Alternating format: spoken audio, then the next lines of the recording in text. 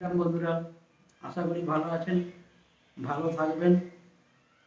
SIR হতে সামনে বেরিয়ে আসলো আমাদের পশ্চিমবাংলায় মমতা ব্যানার্জি তথ্য থেকে বেরিয়ে আসলো 389 জনের পিতা একজন।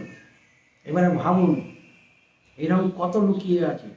পূর্ব পূর্ব বর্ধমানে তো বেরিয়ে আছে, ওনারও একটা সামনে বেরিয়ে আসছিল 339 জন বাচ্চার বাবা হচ্ছে একজন।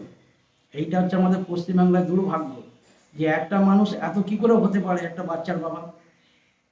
তো এই জিনিসগুলো কি আমাদের কোনো পাবলিকের নজরে আসেনি, আর ওই জন্যই এত বিরোধী করেছে আমাদের পশ্চিমবাংলার মুখ্যমন্ত্রী মাননীয় মমতা ব্যানার্জি। জানে তথ্যগুলো সামনে বেরিয়ে আসলে আমার টিকা দুধ দেয়। তাই এখনও বলছি, হিন্দু ভাই বোনের দিকে বলো, মুসলমান ভাই বোনের দিকে বলো, তোমরা সতর্ক হও, জাগ্রত হও। আমাদের পশ্চিমবাংলার যে অবস্থা হচ্ছে বা যে কাণ্ড করেছে সেইটাকে পাল্টানো দরকার আছে।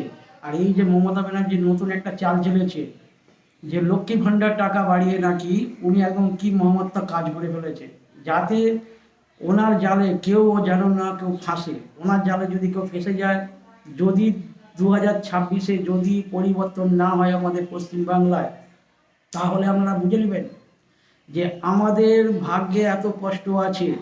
উনি ছোলা কোলা দেখিয়ে মমতা ব্যানার্জি ওনার ভাইপোকে নিয়ে অনেক কিছু কাণ্ড করেছে, অনেক কিছু কাণ্ড করছে, বা দিল্লিতেও গেছে। তো সেই নিয়ে আপনাদেরকে আমি সাবধান করছি বা আপনাদেরকে সতর্ক করছি, এই জালে কেউ আপনারা জড়াবেন না। আমাদের পশ্চিমবাংলায় একটাই লক্ষ্য, আমাদের পরিবর্তন চাই, এছাড়া কিছু নয়। না কারো বিরোধী, না কোনো কোনো কারোর সাথে ঝগড়াঝাটি করার কোনো দরকার নেই। এইটা আমাদের গণতন্ত্র হিসাবে যেটা আমরা ভালো মতো বুঝি যে এইটা আমাদের পাল্টানো দরকার। দেখা যাক না 5টা বছর একটা কোনো একে দিয়ে যদি কোনো আমার দেশের যদি উন্নতি হয়, সেটা আমাদের পক্ষে ভালো না। এইটা আপনারা কেন বুঝতে পারছেন না? এইটা বোঝার জন্যে আপনাদেরকে বারবার বলছি, আপনারা চোখ কান খোলা রাখুন। সব কিছু দেখতে পাচ্ছেন, সব কিছু শুনতে পাচ্ছেন, তা সত্ত্বেও এই যে চাল চালছে আমাদের হিন্দু মা বোনের উপরে, এই 500 টাকা বাড়ি দিয়েছে। অনেক দেখলাম ফের আমাদের অনলাইনে দেখলাম 500 টাকা বাড়ি দিতে নাকি সব নাচন কুদন করছে, আবির মাখছে। আরে 500 টাকা বাড়িয়েছে, 500 টাকা বাড়ানোর পরে তোমাদের যে কাছ থেকে যখন স্বামীগুলোকে কেড়ে নিবে, তখন আপনারা কী করবেন? আপনার কি 1000 টাকা সঙ্গে চলে যাবে? এইটা আমাদের বোঝার ক্ষমতা নেই যে 500 টাকাটা না বাড়িয়ে যদি আমার দিকে পশ্চিমবাংলায় কোনো মানুষকে চাকরি দিত, তাহলে ঠিক ছিল। কাজকর্ম নেই, কিছু নেই, সব বেকার ছেলে ঘুরছে, সবার মাথায় টেনশন, সংসার চালাবে কী করে, বাবা মার দায়িত্ব নেবে কী করে। এই জিনিসগুলো আমাদের মুখ্যমন্ত্রী মমতা ব্যানার্জির নজরে আসেনি। ওনাদের খালি চাই দুর্নীতি, কী করে আমার টাকাকে হরপ করব।